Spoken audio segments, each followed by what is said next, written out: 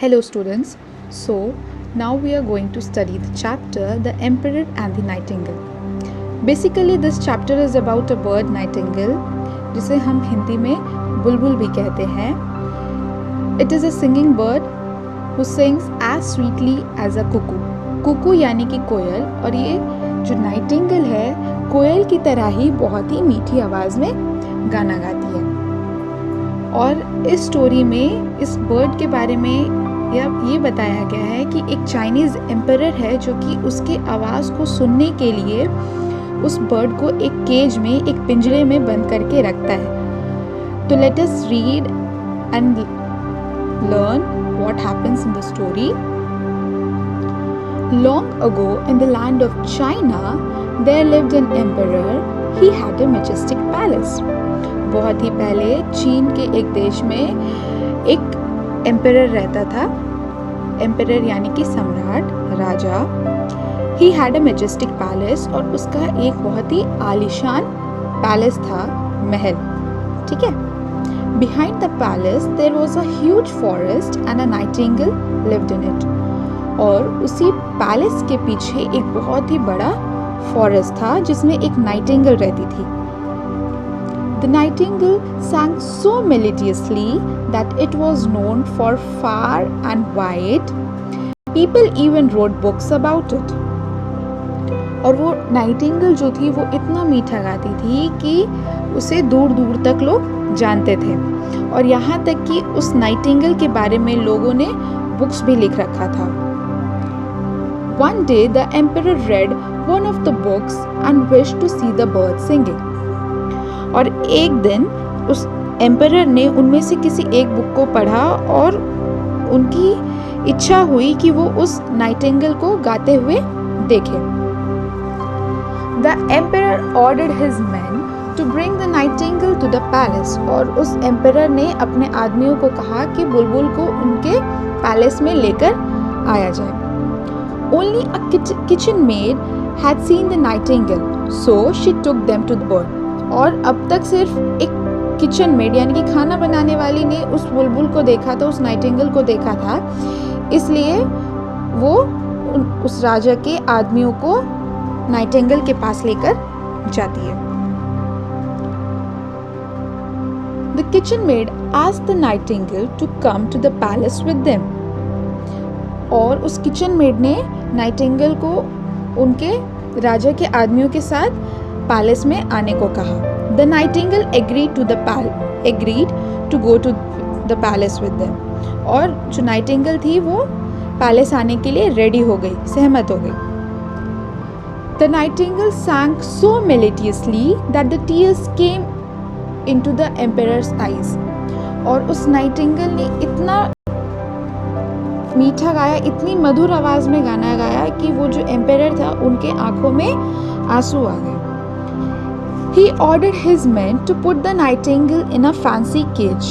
और फिर उस एम्परर ने अपने आदमियों को ये ऑर्डर दिया, ये कहा कि उस नाइटिंगेल को एक बहुत ही फैंसी यानी कि बहुत ही सुंदर से केज में, पिंजरे में उसे रख दिया जाए. Some days later, a messenger brought a present from the King of Japan.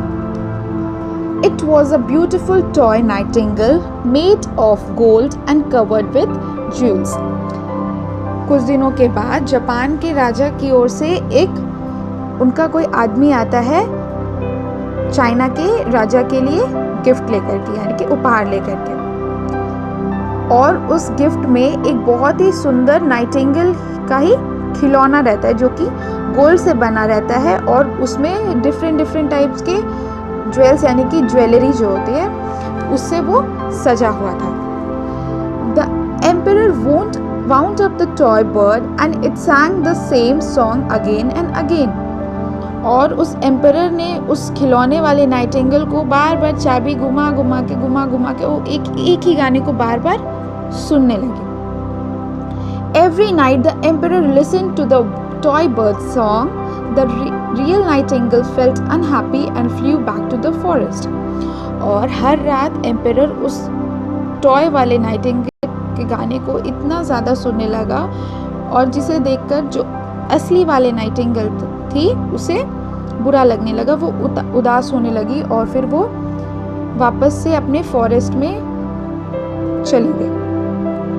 One day the toy bird broke and no one in the kingdom could repair it. और एक दिन क्या होता है कि वो जो टॉय वाला नाइटिंगेल रहता है वो टूट जाता है और पूरे किंगडम में उसको कोई भी रिपेयर, उसको कोई भी ठीक नहीं कर पाता है। The emperor became sad. His only wish was to hear the melodious music of the nightingale again. अब जो एम्परर थे वो खुद भी सैड हो गए क्योंकि उन ओरिजिनल बर्ड भी चली गई थी और जो टॉय वाला बर्ड था वो भी टूट चुका था और उनका बस यही एक इच्छा थी कि वो उस स्वीट सॉन्ग को, उस मधुर संगीत को बार बार सुनते रहे। Years passed and the emperor grew very sick. When the real nightingale heard the news, he flew to his window to sing. बहुत साल बीत गए और वो जो एम्परर थे वो अब बीमार रहने लगे और जब ये बात असली वाले नाइटिंगेल को पता चली तो वो उनकी खिड़की की ओर आकर बैठ गई और गाना गाने लगी। Every day the bird sat on the window and sang sweet songs for the emperor. He recovered very soon. और हर दिन वह खिड़की पर आकर बैठती और एम्परर को गाना सुनाती और यह सुनते सुनते वो जो एम्परर थे वो जल्दी ही ठीक हो गए। The emperor pleaded the nightingale to come back to the palace and stay in the cage.